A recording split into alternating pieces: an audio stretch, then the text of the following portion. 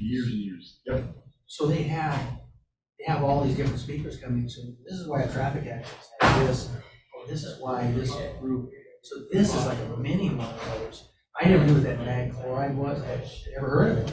So now I know because I went. Well, and it rusts the bottom of your car. That's what everybody says. Yeah. So I mean, Yeah. I see these as being developing community-oriented government.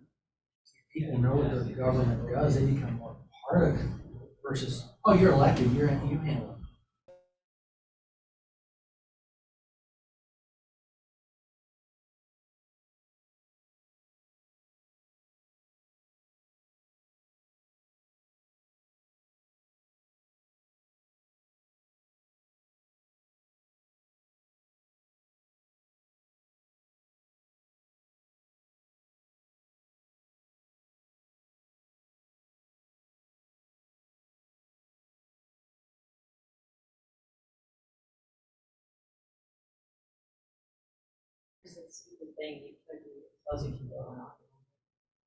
Yes, because I know you struggle with finding it.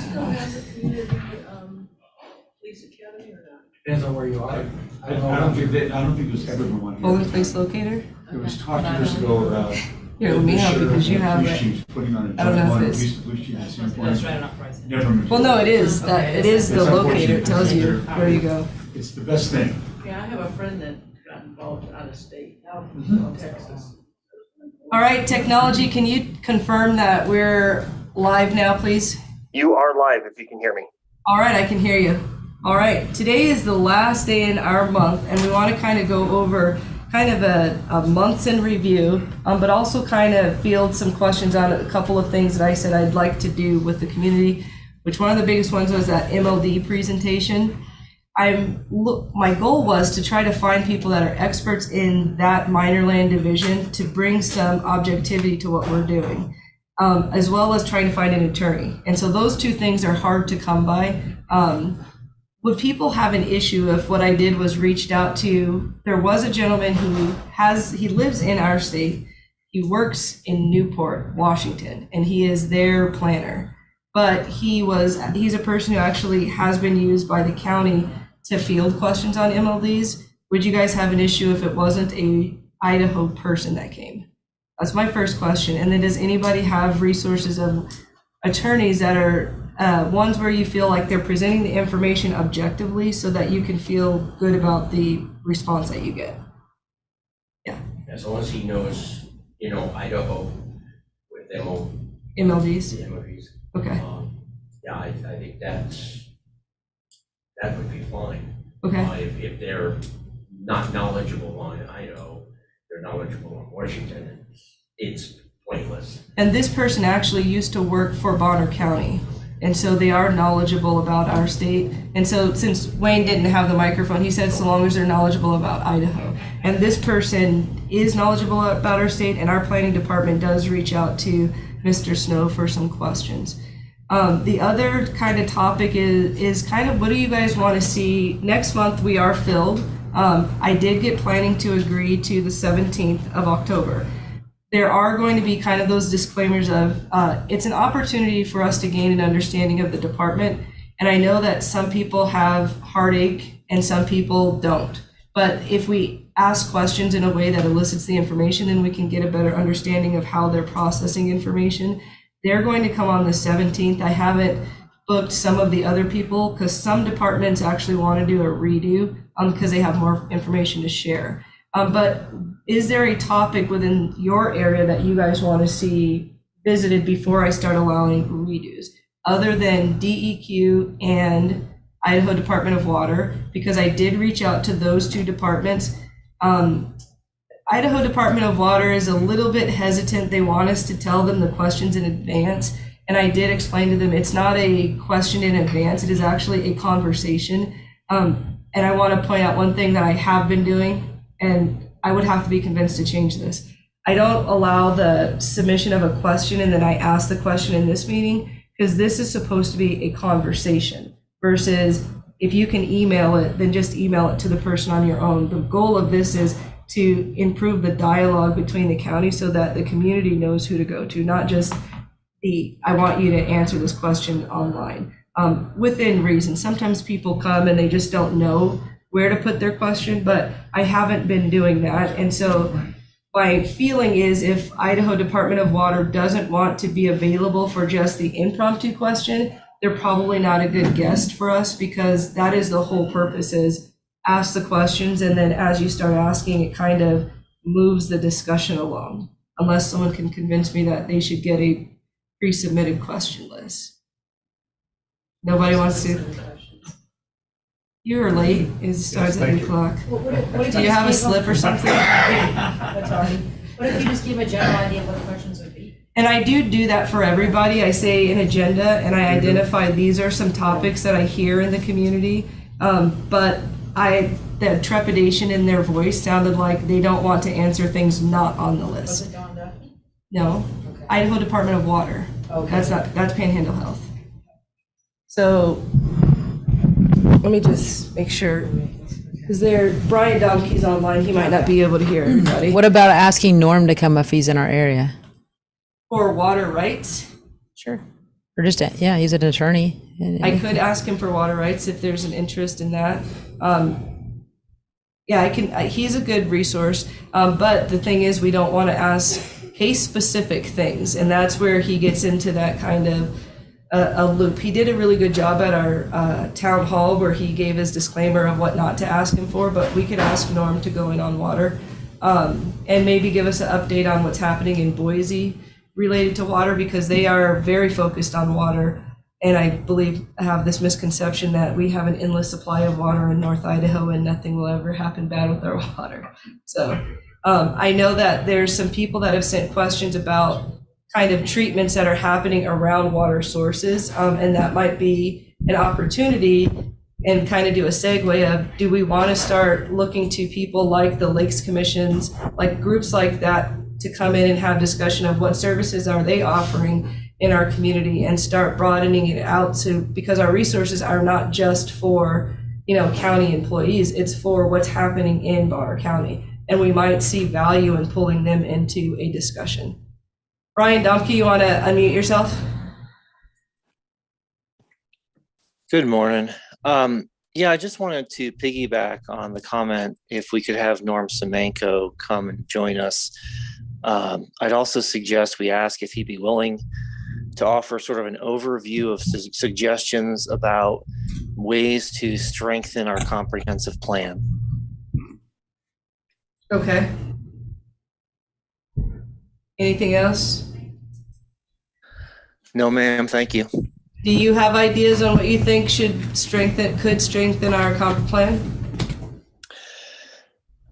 Yeah, I mean, not a bullet list at the moment, but I think reviewing the sub-area plans in more detail, and then I know there's different perspectives on the use of language within the comp plan, but right now our current amendments are weakening it, in my opinion, and we need to move the other direction. So I think just from Norm's perspective at a high level, to say, you've been hired by numerous members of our community, essentially to combat when the county has done things that are illegal.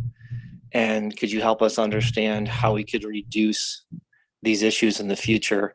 How can we reduce litigation on both sides? How can we have something that's more thoughtfully written so that there's less of these combative scenarios in the future? Okay. I can ask him if he wants to give a discussion where, as it relates to land use, that might be a different answer than talking about water for him, but I could put that forward. And I am looking for some land use attorneys. In Boise, when they updated their comp plan, after it was all done by their planning department, they actually sent it through land use attorneys to mitigate litigation and to clean up language. And that might be something that we should consider as Bonner County, of not just did we write it from our perspective, because it does, everything has an agenda. And I know that a lot of people are seeing that we're growing, and some people have a concern that we're writing a comp plan with a focus of growth in areas that some people don't want it. And that comes up with that issue of, there's so many people that want to give input that don't feel like they're heard on the comp plan. So I can ask him that question, and if not, maybe we look for as a group, land use attorneys that would participate. Mike?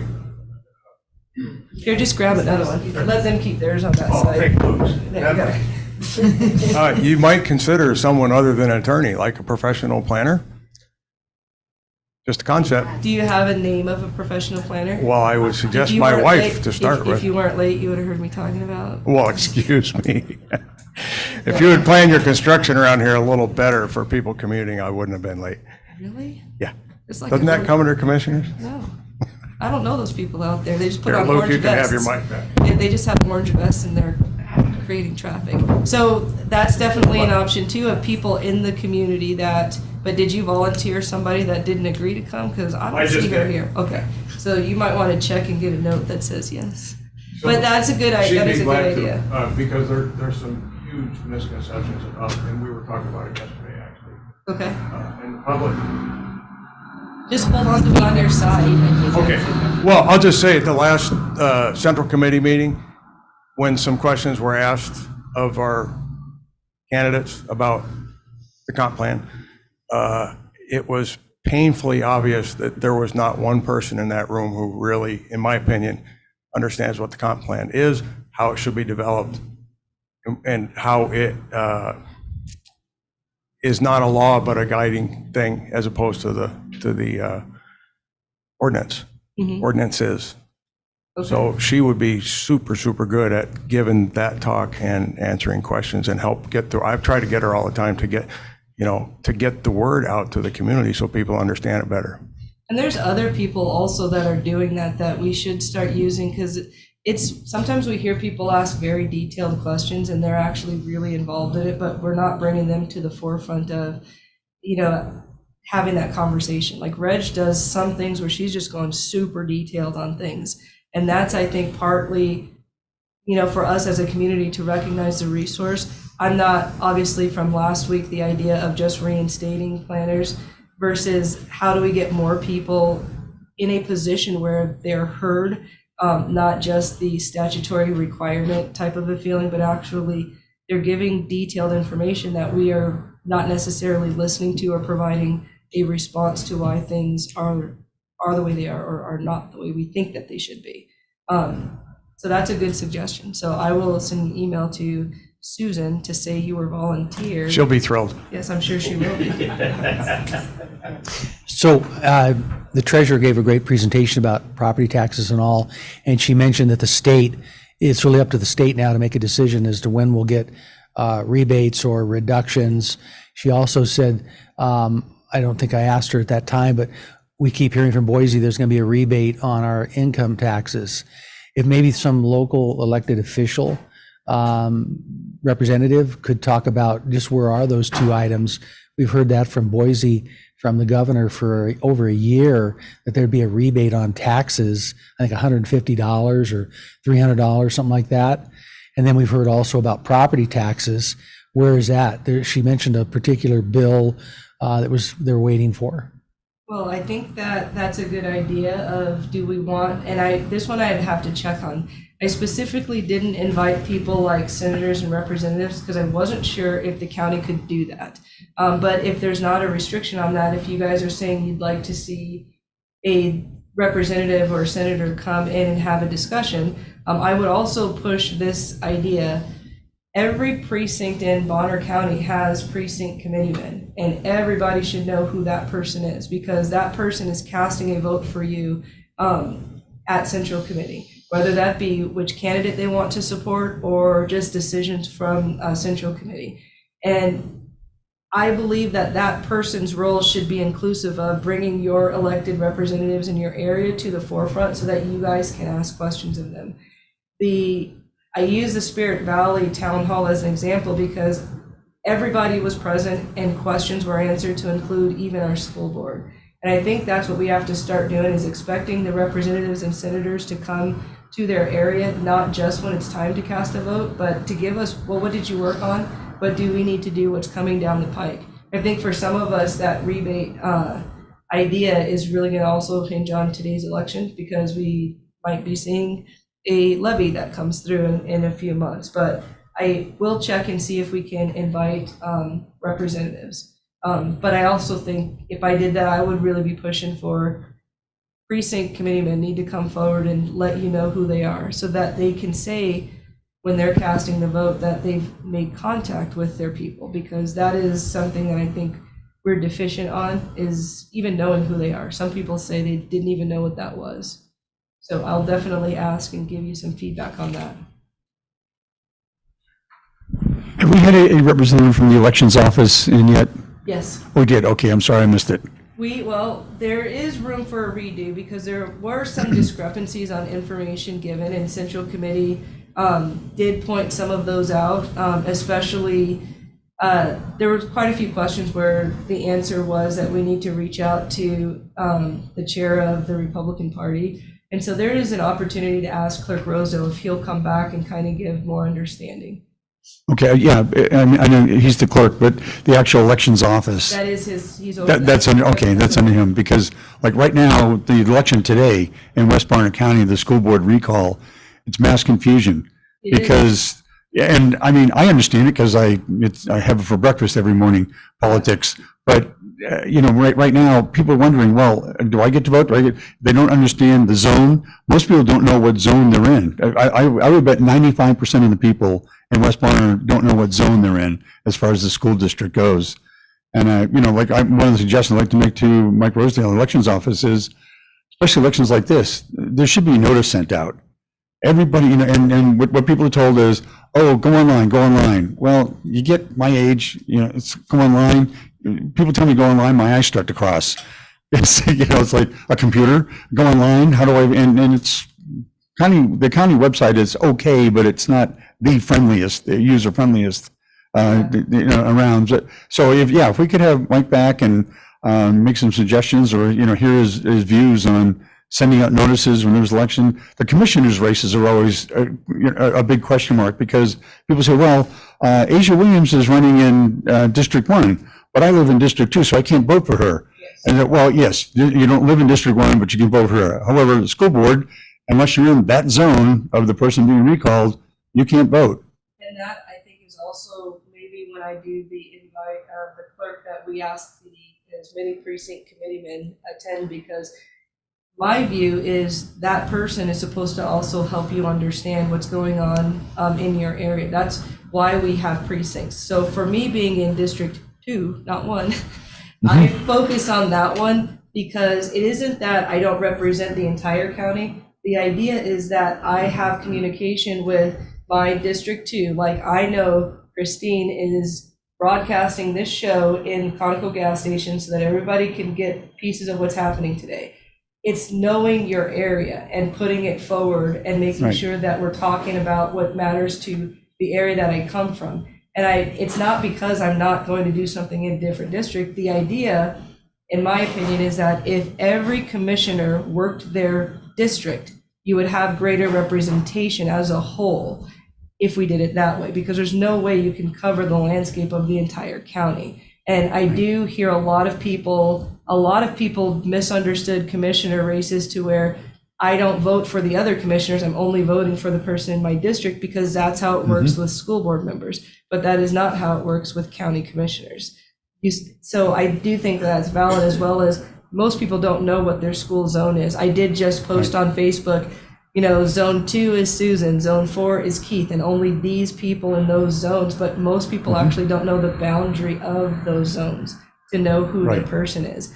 And that, I do think, could serve some, you know, a greater view from our elections office to help people understand the zones, versus just saying, go to the website and look to see if it's your area. Right.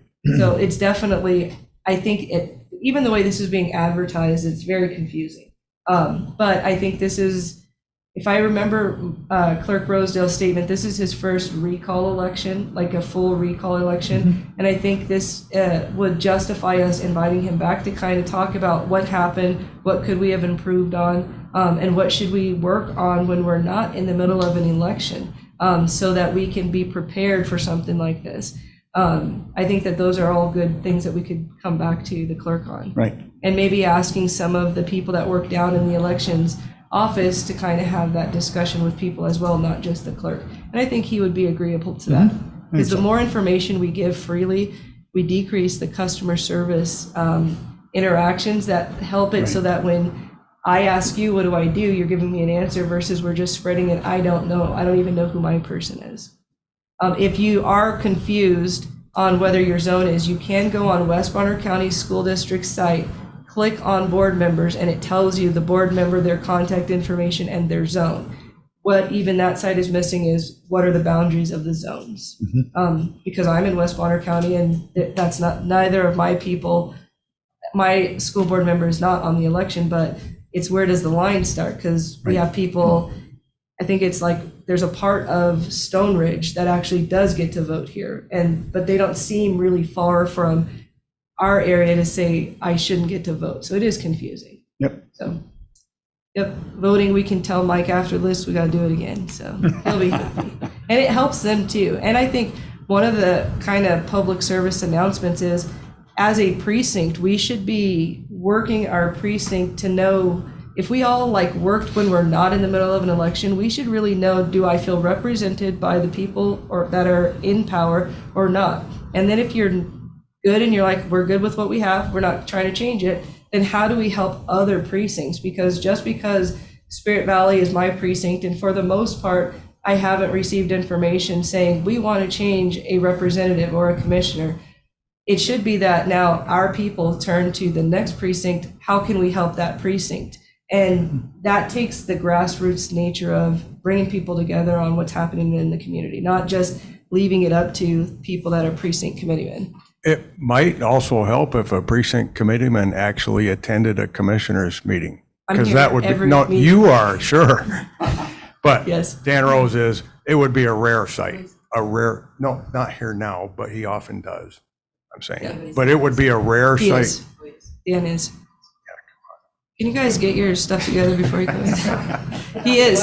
But anyway, they pretty much don't attend, and for the overwhelming majority of them don't have a clue of what really goes on here, and yet somehow or other they are our representatives. Yeah. It's a joke. And that comes from, if that's your district and you don't know your precinct committeeman, making that contact, because it's an elected position. And so if they're not, and this is where I'm going to give myself a disclaimer if I say it wrong, but if they are unopposed and they're running as a precinct committeeman, you're actually not going to see it on the ballot. I know that was an issue that came forward there. So you're not actually going to do anything about it, because I've asked the question of, well, if we're not casting votes, then how do we recall then? Because your recall is based on the number of votes you get. But for precinct committeemen, if I run for re-election of Spirit Valley and nobody else challenges it, it doesn't go on the ballot. What's the process to get on the ballot?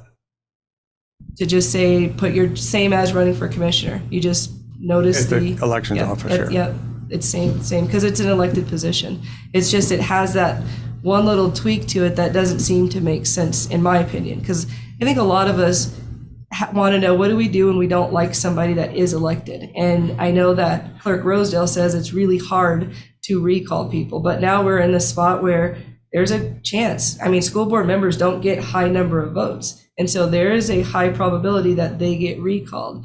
And so we have to kind of change our game plan and say, some people say, if you're unopposed, I'm not going to vote for you because I don't want you to get a high number in case I don't like what you're doing.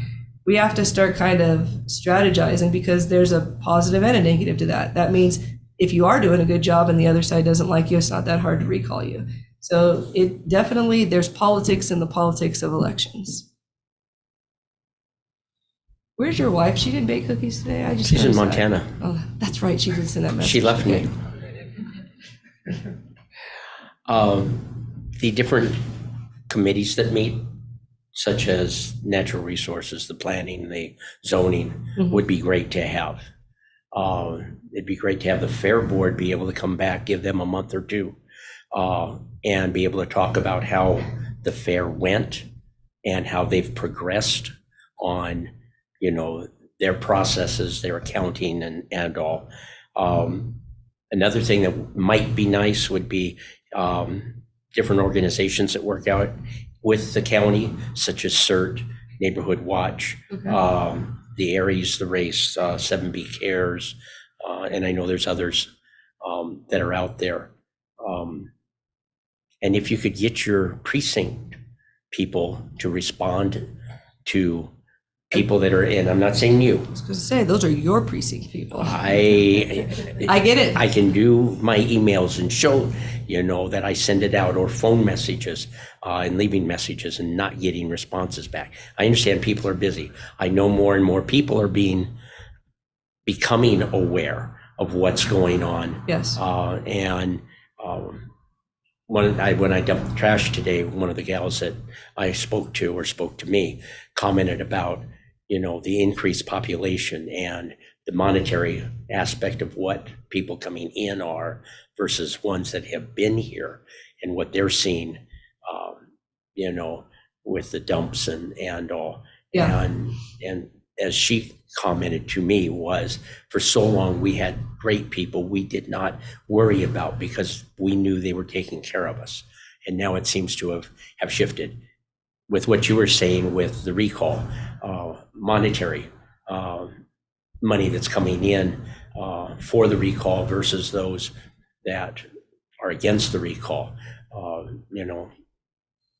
and nothing that you can do about that. But that's where it's interesting. It would be nice to get input as to what's going on. I think that there's opportunity for the public to start coming to that central committee meeting or flooding your email box of your chair to say, we're not seeing the precinct committeemen visible in the community, and we're not getting responses from precinct committeemen. Because one of the things that I think we're having a problem of is, in some regards, we stopped watching what elected people were doing. And then now we're playing catch up because the deed has been done and we're trying to fix it. And that is a hard lesson to learn, because that it isn't that government moves slowly. It's actually intentional that to make big changes takes a little bit longer of time to kind of avoid that ping-ponging back and forth. And I think we are learning a lesson as a community that our job is to be visible in our politics, and it starts locally, because you can come to me every day of the week and tell me you need me to do something. But how visible and how approachable are your precinct committeemen, or is your senator? It's a little bit farther away. And so even, people look at commissioners, it's a lot of power. But it requires and demands that you guys hold us accountable for, I need some questions answered, and the email and receive doesn't work. And if you start at the bottom and start moving, it's not gonna move fast, but it does need you guys to say, I have called my precinct committeeman, I don't feel like they're representing me, what are they doing? And that is slow. It's not gonna be a big fix. I've heard some people talk about we should have 5 commissioners instead of 3 because we don't like the 3 that we have. And so I was gonna address that one. One, you wanna pay $500,000 to commissioners that you don't like? That's a lot of increase. Most counties are 3. And the reality is, in my opinion, that's not a solution for what we don't like. It means we have to pay attention to who we're casting votes for and do our due diligence, and not just take you're a Republican, therefore we agree, because realistically, saying you're a Republican, everybody does it, so it doesn't mean anything. We have to start looking to the people and how they make decisions, and doing more than just following a checklist off of even Central Committee. They give you a slate card. Have you guys seen the questions that get asked of a commissioner? Do those look like they are germane to what it is that this function is? They couldn't be farther from what you need to know about a commissioner on that slate card. Why is that? Why are we not fixing it? And how are we again going to select a candidate without having asked questions that really would help you as the public understand that the person you potentially are asking a question of can actually to vote for is reasonable to select? We've treated politics as a little bit of popularity versus we need to know what you're actually going to do on things that matter. I've always been, and we don't need to talk about abortion. That's not an issue in Bonner County. We need to talk about the issues in our county, and it always comes up to planning, zoning. And so if we're seeing people that go to a meeting and you're telling me you want to run, but you don't know that the state doesn't dictate your comp plan, that you have a committee and what that looks like, that's a problem, because that is a huge focus in our county, but it is a huge cost in litigation. We litigate over land here every single day someone's having a complaint. So how do we reduce that? Start electing people that understand what a comp plan is and who understand how to identify who should be on these planning commissions. I know some people gave me comments over the reinstatement thing that I did not support. The reason I don't support that is, one, as I've been on the other side too, where commissioners tell us, get on the commission, that's how you impact it. But when the commission has an open seat, we just reinstate, versus we have an influx of people that have backgrounds in planning and in zoning and in comp plans that we're potentially not utilizing because we won't open it up. And one of the things that does happen is it gives the perception that we are giving a role to a person, because reasonably, in a perfect world, I think that the precincts, for example, when you want to say you're a District 2 Planning Commission person, you should have to have the support of that district, not just that you're there. Because if you look at the people that sit on our planning and zoning, it is heavy weighted towards one district. And some of the argument that we have been told is, well, nobody else applies. That is not our problem now. Everybody is applying and nobody's getting changed out. So the question is, what do you do when everybody wants to be on planning and zoning? We have a good amount of applications and we need to make sure we're picking the best. I think there should be an element that allows a district to ask questions of a planning commissioner. This idea that we say they're hired, therefore it's closed, that is not the intention of it. We're not talking about salaries. We're not talking about people's background. I should get to ask you, what is your belief on increasing the infrastructure in areas, or zoning and planning, or RV campgrounds? The public should get to know that understanding. I can't find a reason why we don't do that. But I think that that's another area of, as you have commissioners here, what are they doing to make sure your voice is heard? Not just that we say we filled the commission spot. Go ahead, I see you. All I did was shift in my chair. Yeah, are you trying to tell me you didn't have something to I say? suggested last year that both of those commissions be made up from not from the people that were on the sub area committees, that's what it got turned into, which is not what I asked, but one person from each of the sub area zones, right? And then that would make 5, and then have 2 that were at large. Mm-hmm. And the other thing is, I think what a lot of people don't realize is, correct me if I'm wrong, but I'm pretty sure that the statute calls that the chairman can appoint, right? Mm-hmm. They're at least you guys vote on it, although it's 2-1. But it's up to the chairman, and that would be something that would be awesome to change at the state level, which is easier said than done. As you said, things move slowly. Yeah. But so the people on these 2 committees are not accountable to the people, they're accountable to the chairman. And so then it comes down to, as elections have consequences, right? You have the wrong people on the BOCC, then you're going to end up with lopsided planning and zoning commissions. Well, and then on the other end of it, you have people that are really good on those commissions that we're not able to provide assistance to because we're not actually looking at it from a bigger picture. Because there are people that are knowledgeable, they've been in Bonner County for a while, they understand the background.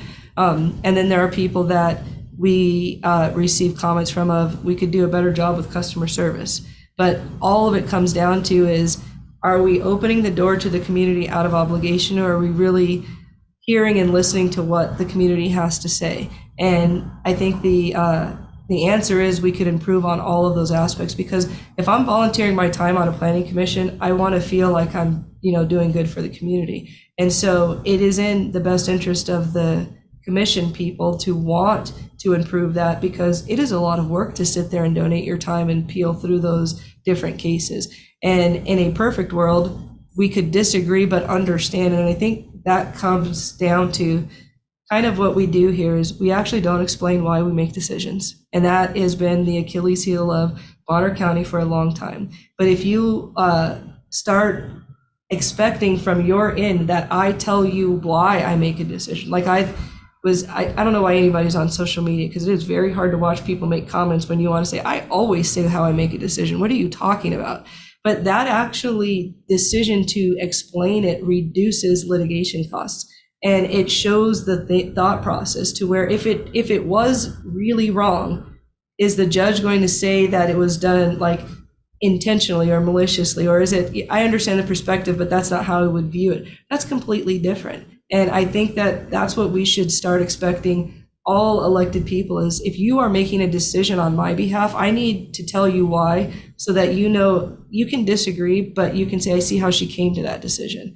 That's what I think our planning department, and is inclusive of the BOCC, needs to focus on is, why do you make a decision? Why are we saying no to things that some people feel we should say yes to? Because for every one that is benefited, there's someone who says, I'm disenfranchised. And so the explanation should kind of make an even playing field a little bit. Well, at least the courts now have slapped down this county twice and saying just because you state it's a fact doesn't mean it is. Yes, and I So think hopefully that we'll start, our legal department and our planning department, maybe we'll start to actually back up their statements with facts before Yeah. they call them facts. And I think one of the things we could improve on is not writing our, and I will tell you, Travis, when I see his reports, he typically doesn't tell you what to do.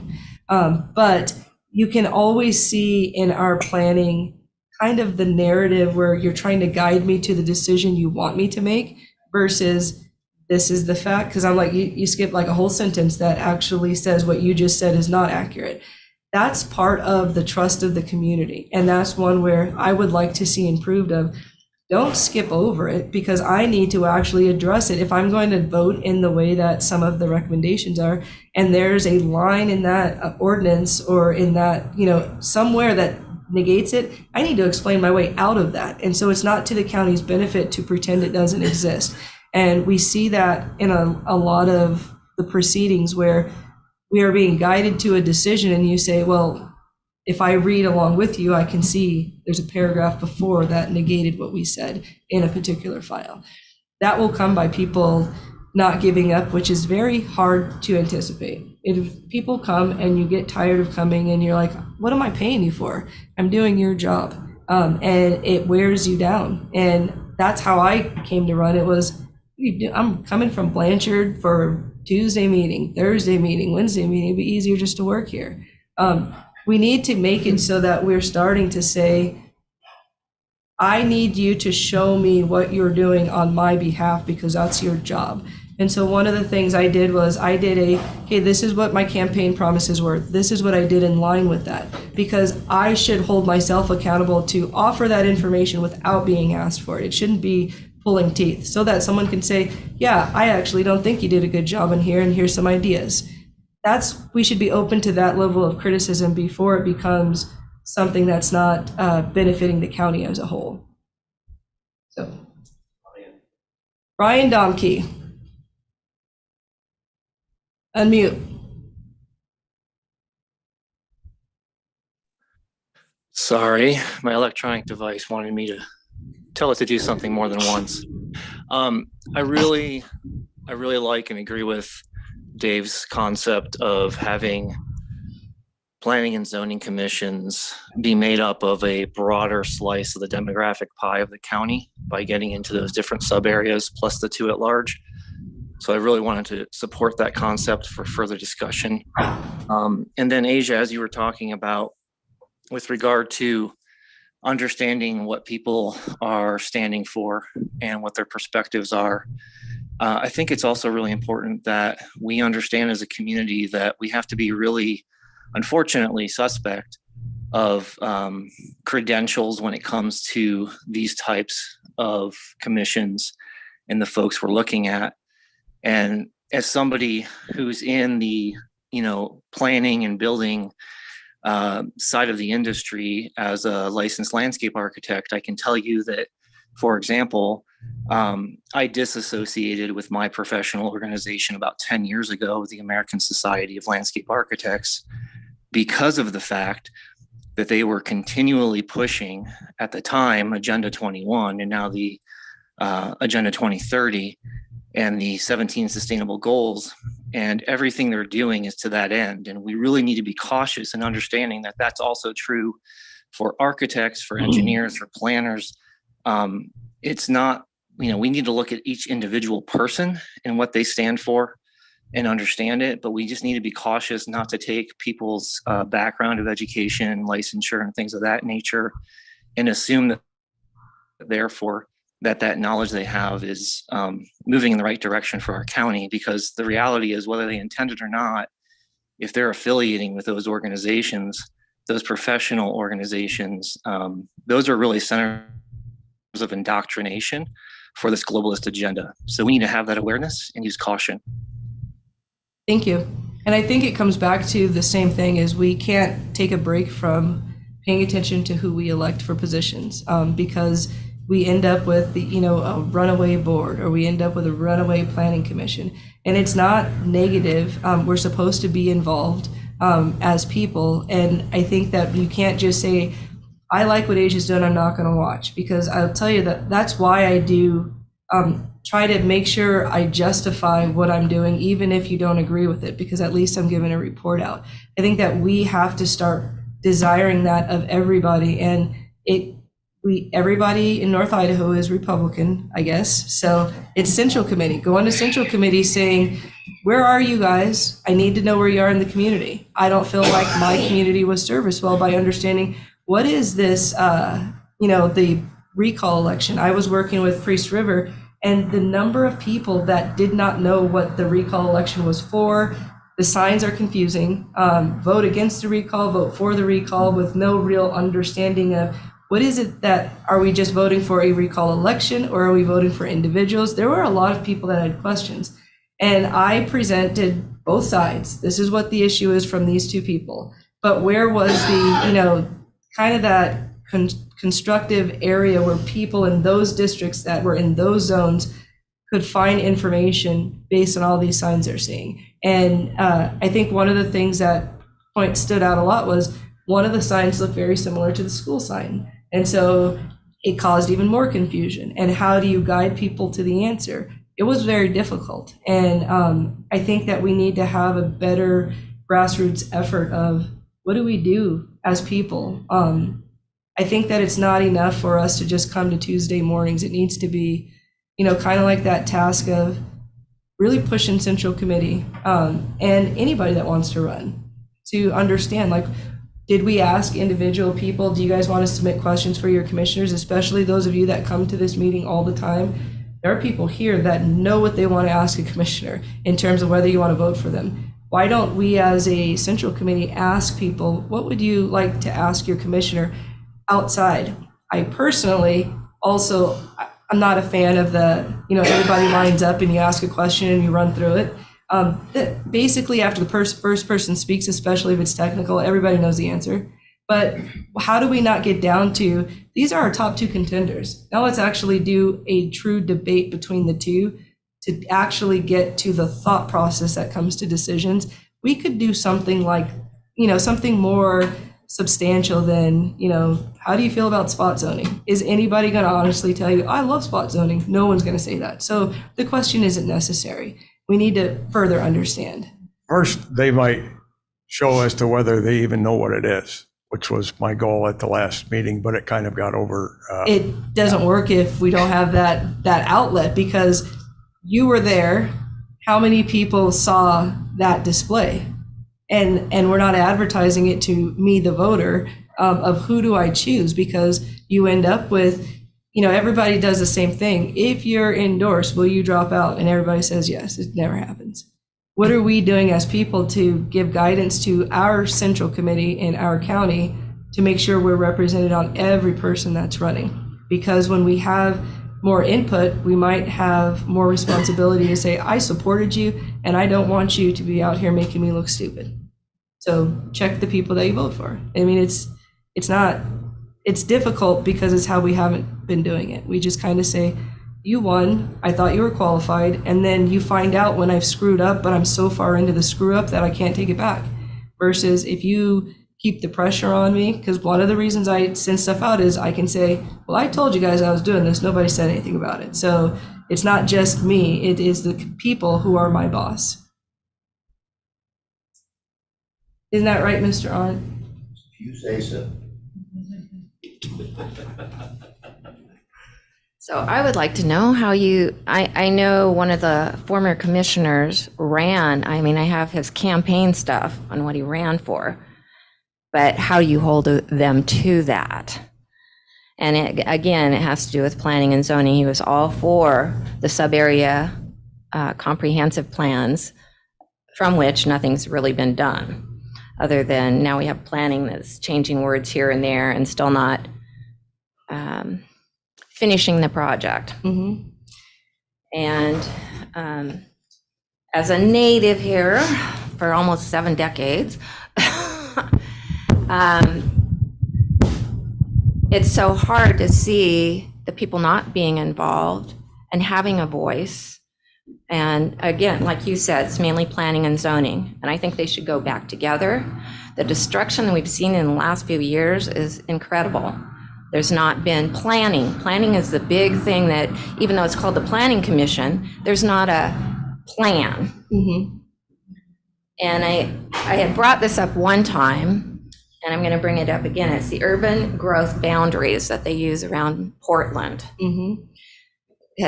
We went down to visit some in-laws and went driving around, and it's beautiful around there. The city's in the city, and the rural is rural.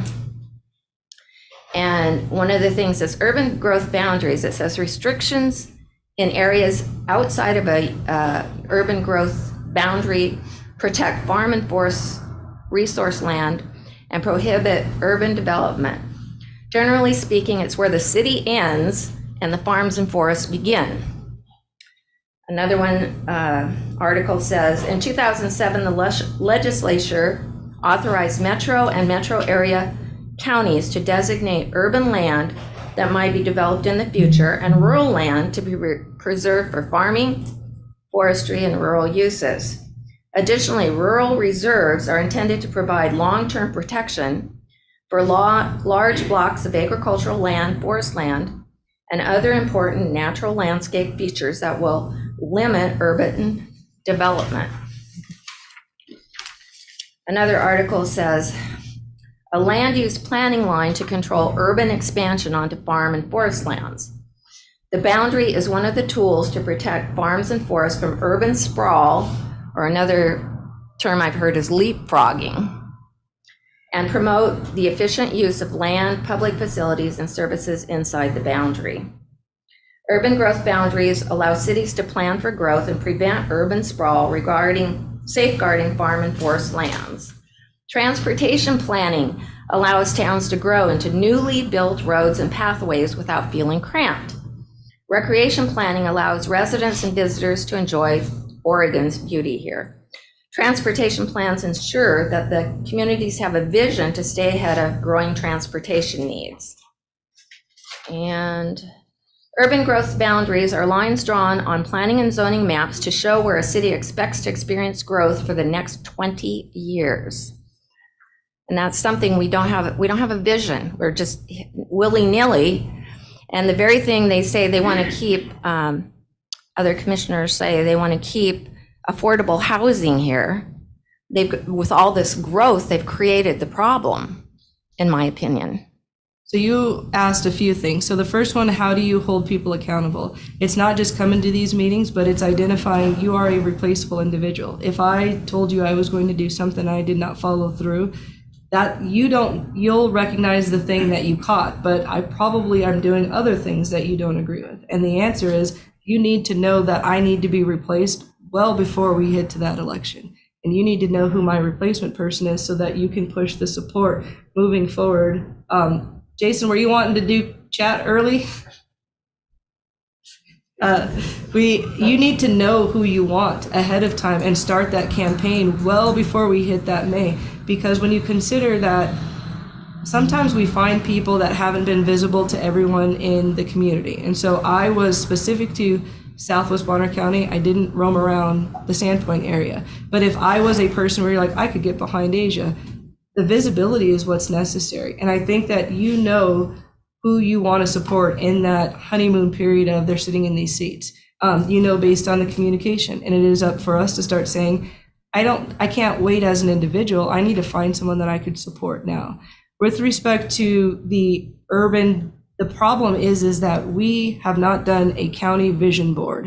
And Exactly. without that board, you are subjected to the change in the whims of elected positions, staff members that change, and that doesn't allow us to have a foothold on the growth. It doesn't allow us to address the infrastructure rebuild. It is constantly changing to the point where we have growth occurring exactly where we say we don't want it to recur.